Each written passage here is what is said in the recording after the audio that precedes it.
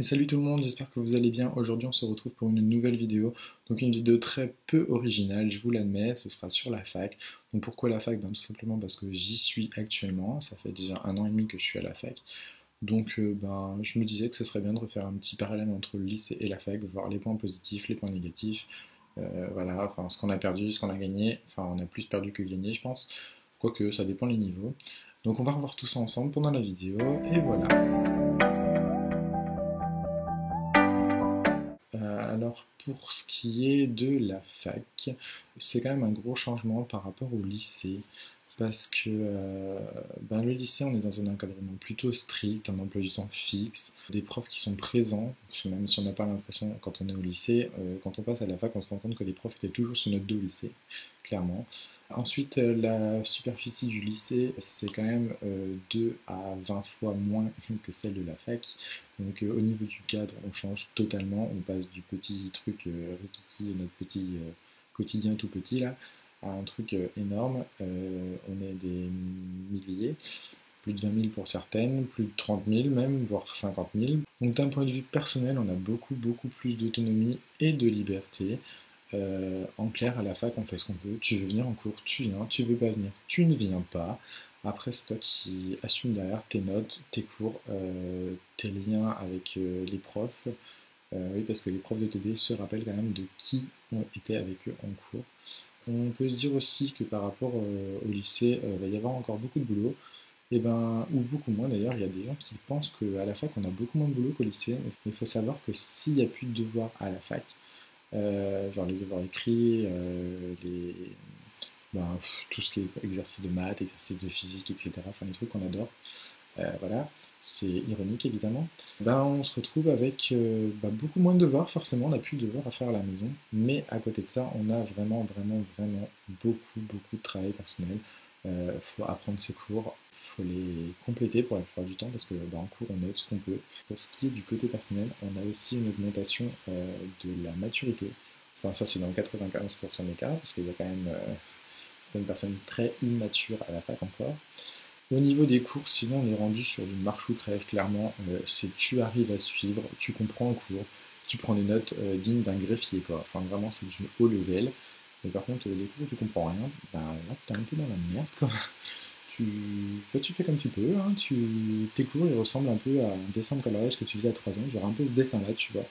En plus, clairement, pendant qu'on prend les notes, les profs t'attendent pas. Genre, limite, t'as l'impression, c'est un peu. Ils vont faire exprès d'attendre que tout le monde note, et une fois que tout le monde s'est mis à noter, paf, ils te coupent tout, et t'es content, tu te dis tant pis, j'avais qu'à écouter quoi, et t'as pas tes cours, donc tu te débrouilles avec les cours des amis, de l'autre côté, un peu de tous les côtés, tu prends ce que tu peux, et voilà. Ensuite, la fac, ce qui est bien, c'est qu'il y a beaucoup plus de liberté aussi au niveau de l'emploi du temps, clairement, il n'y a pas beaucoup de cours, enfin pour certaines facs, on est quand même sur des emplois du temps normaux, mais moi personnellement, en psychologie, j'avais dit, je ne parlerai pas beaucoup de psychologie parce que ça m'intéresse pas. Wow. Ça n'intéresse pas tout le monde.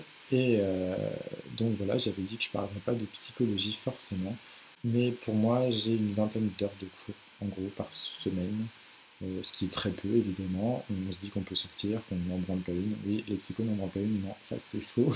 Je peux vous dire qu'on a eu les partiels là, il y a une semaine. On en branle quand même pas mal. Après, ce qui est bien aussi, c'est qu'il y a les soirées étudiantes. Enfin, franchement, au final, quand t'es à la fac, t'es plus libre. Pour la plupart du temps, t'as l'appartement qui va avec, t'es sans tes parents, donc tu sors beaucoup plus. Les soirées étudiantes, c'est bien, mais c'est quand même assez mesquin. Parce que les soirées étudiantes, le jeudi soir, le vendredi matin, on n'a pas trop envie de se lever pour aller en cours. Donc c'est vrai que c'est un peu embêtant, on est un peu dans l'hésitation, genre je me lève, ouais mais non c'est pas grave, c'est un cours que je connais déjà, ou ouais non c'est un cours pourri, de toute façon je l'aime pas ce prof là. Sauf que le problème c'est que ce cours là va y avoir le partiel à la fin quand même, donc il faut quand même y aller, et ça c'est assez compliqué pour beaucoup de personnes. Parce que justement, les partiels, ça c'est quelque chose de plus compliqué. Franchement, je pense qu'on est tous pareils à la fac. On se dit qu'on a le temps, on prend notre temps, et arrivé à un mois avant les parcelles, on est en mode. Franchement, les parcelles cette année, je suis prêt, hein. Je déchire tout, ça va être easy quoi. J'y vais au talent. Non mais laissez tomber, j'y vais au talent quoi. De toute façon, c'est foutu, j'ai plus le temps de réviser, j'y vais au talent.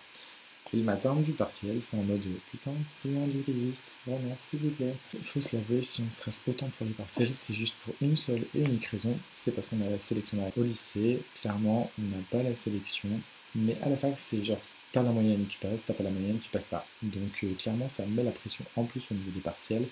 Et il faut se l'avouer, l'administration aide pas vraiment pour tout ça. Parce que sincèrement, tu as pas 10 de moyenne, tu peux toujours aller voir l'administration en faisant tes yeux doux, en mode mais si je peux passer, je suis prêt, de toute façon je suis motivé, toute l'année prochaine je vais être beaucoup plus motivé, je vais bosser à fond et tout. L'administration ils vont te regarder en mode porte de prison, ça va être super, tu vas repartir comme t'es venu. D'ailleurs en parlant de l'administration, c'est aussi bien organisé que les cours de 18 à 20h.